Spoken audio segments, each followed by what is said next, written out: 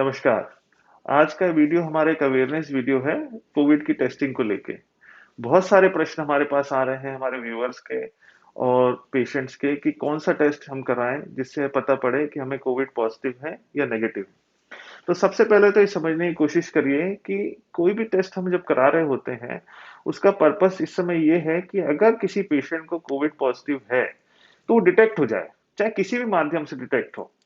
अगर वो timely detect हो जाता है, यानी कि टाइमली हमें पता पड़ जाता है कि वो कोविड पॉजिटिव है, तो ट्रीटमेंट हम स्टार्ट कर सकते हैं। मैक्सिमम पेशेंट ऐसे घर पे ही ट्रीटमेंट लेके ठीक हो सकते हैं और अस्पताल तक जाने की आवश्यकता नहीं पड़ती है। पर अगर हमें मानते हैं कि नहीं, एक टेस्ट में नेगेटिव आ गया है और हमें कोविड नहीं है, भले ही लक्षण लक्षण आ रहे हों, तो ट्रीटमेंट डिले होता है और फिर जब वो बढ़ जाता है तो आपको हॉस्पिटल की तरफ रश करना पड़ता है। तो इसीलिए ये टेस्टिंग जो प्रोटोकॉल्स हैं इसलिए बनाए गए हैं कि किसी भी एक माध्यम से आप हमें डिटेक्ट कर लें टाइमली कि आपको कोविड पॉजिटिव है या नहीं है। तो मुख्यतः 3 टेस्ट हम उपयोग में ला रहे हैं। एक है रैपिड एंटीजन टेस्ट जो कि 30 मिनट के अंदर हो जाता है।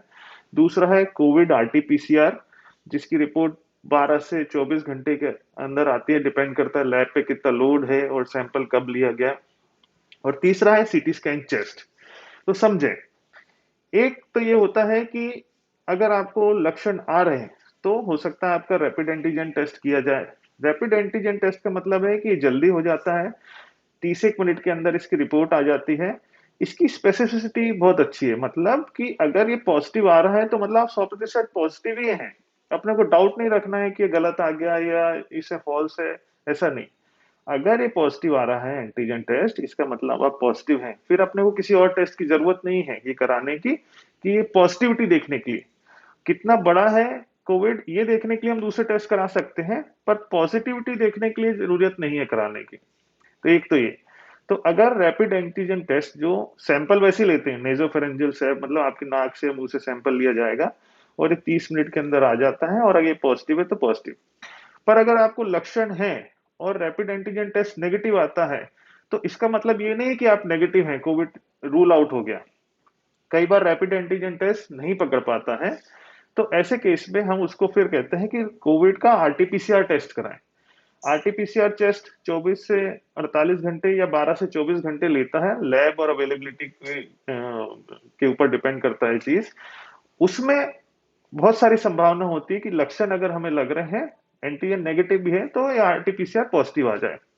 तो इससे भी हमको पता पड़ जाएगा कि कोविड पॉजिटिव है कि नहीं। तो अगर कोविड इसमें डिटेक्ट हो गया तो भी हमें कोविड मानना है कि हाँ कोविड पॉजिटिव है। एंटीजन नेगेटिव आया था, आरटीपीसीआर पॉजिटिव आया, इसका मतलब ये नहीं है कि हम नेगेटिव हैं, हम पॉजिटिव ही हैं, किसी एक में तो आ गया ना।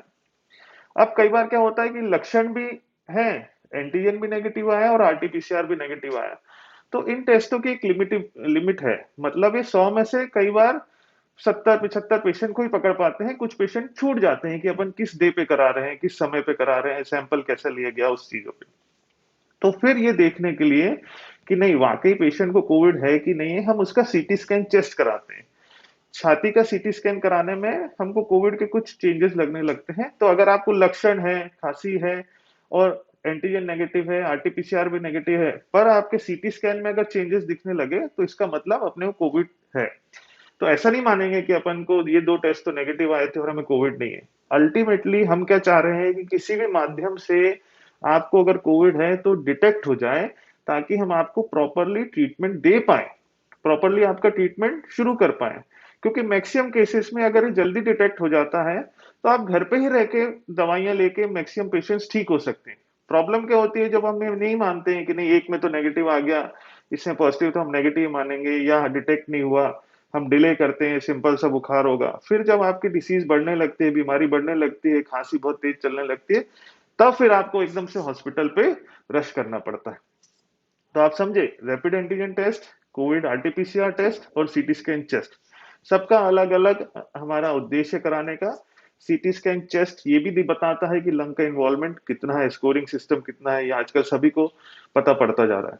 तो अगर आपका एंटीजन पॉजिटिव है तो भी हम पॉजिटिव हैं, एंटीजन नेगेटिव है, आरटीपीसीआर पॉजिटिव है तो भी पॉजिटिव है, एंटीजन नेगेटिव है, आरटीपीसीआर नेगेटिव है और लंग में चेंजेस है सीटी में, तो भी हमें कोविड पॉजिटिव मान के ही ट्रीट करना है।